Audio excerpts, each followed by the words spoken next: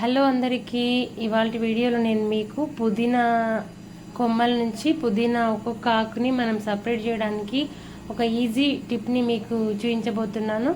ఎంత పుదీనా అయినా సరే 1-2 మినిట్స్లో మొత్తం అంతా కూడా నీట్గా ఒక్కొక్క ఆకుని మనం సపరేట్ చేయొచ్చు. సో దీనికోసం జనరల్గా మనం ఏం చేస్తుంటాం, పుదీనా తీసుకొని వాటిని ఒక్కొక్క ఆకుని తెంచుతుంటాం. సో ఇప్పుడు చూడండి, ఫ్రెష్ పుదీనా నేను మా ఇంట్లోనే ఒక తొట్టిలో పుదీనా ఒకసారి పుదీనా తెచ్చినప్పుడు కొమ్మల్ని దీనిలో నాటాను. సో ఎంత ఫ్రెష్గా నీట్గా ఇంట్లో పుదీనా ఎంత బాగా పండింది. సో దీన్ని నేను ఈరోజు పుదీనా రైస్ చేద్దాం అనుకుంటున్నాను. దానికోసం పుదీనా ఆకుల్ని కోస్తున్నాను ఈ విధంగా. సో అన్నిటిని కూడా నీట్గా కత్తిరించుకొని, మనం ఇంట్లో పండించింది కాబట్టి చాలా ఫ్రెష్గా, హెల్తీగా, ఆర్గానిక్గా ఉంటుంది. సో మనం చిన్నవి ఇట్లాంటివి పుదీనా, కొత్తిమీర, మెంతికూర ఇట్లాంటివి చిన్నగా తొట్టిలో వేసుకొని వాడుకున్నట్టయితే ఫ్రెష్కి ఫ్రెష్, హెల్తీకి హెల్తీ. ఇప్పుడు ఆకుకూరలలో కెమికల్స్ మామూలుగా వాడట్లేదు. సో సాయంత్రం వరకు పూర్తిగా వాడిపోయిన ఆకుకూరలకి కెమికల్ స్ప్రే చేసినట్టయితే మార్నింగ్ ఫ్రెష్గా ఇప్పుడే తెంపిన వాటిలాగా కనిపిస్తున్నాయి.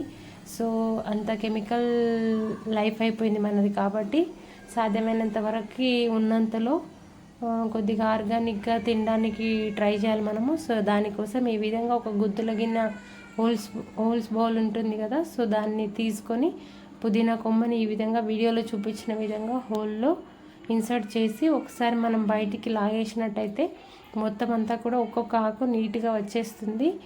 సో ఇది చాలా మంచి టిప్పు, నాకైతే చాలా యూజ్ అవుతుంది.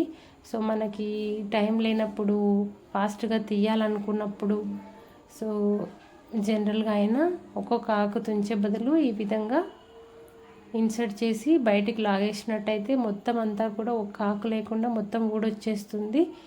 సో ఇది మీకు నచ్చుతుంది అనుకుంటున్నాను. నచ్చితే కనుక లైక్ చేయండి, షేర్ చేయండి, సబ్స్క్రైబ్ చేయండి మన ఛానల్ని. మరిన్ని వీడియోస్ కోసం మన ఛానల్ రెగ్యులర్గా ఫాలో అవ్వండి. సో ఈజీ అంటే ఈజీ టిప్పు, చాలా బాగా నచ్చింది నాకు. సో పుదీనా కూడా హెల్త్కి చాలా మంచిది. తప్పకుండా వీక్లో 1 టైం అన్న పుదీనా తినడానికి ట్రై చేయాలి. గ్రీన్ లీవ్స్ అన్నీ కూడా హెల్త్కి చాలా మంచివి. సో ఇప్పుడంతా కూడా మనం జొన్న రొట్టెల నుంచి చపాతీ వరకు వచ్చేసినాము. ఇంకా మన పిల్లలైతే చపాతీ తర్వాత బన్ను వరకు వచ్చేస్తారేమో. మరి general food, normal food, healthy food అంటే సో అట్లా అయిపోతుంది. కాబట్టి గుడ్ ఫుడ్ హ్యాబిట్స్ని మన పిల్లలకి అలవాటు చేయాల్సిన బాధ్యత మన పైన ఉంటుంది.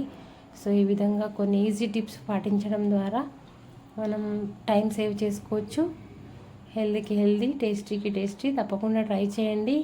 హెల్తీ ఫుడ్ మీరు తినండి, మీ పిల్లలకు అందించండి. థ్యాంక్ యూ అండి. Thanks for watching. బాయ్.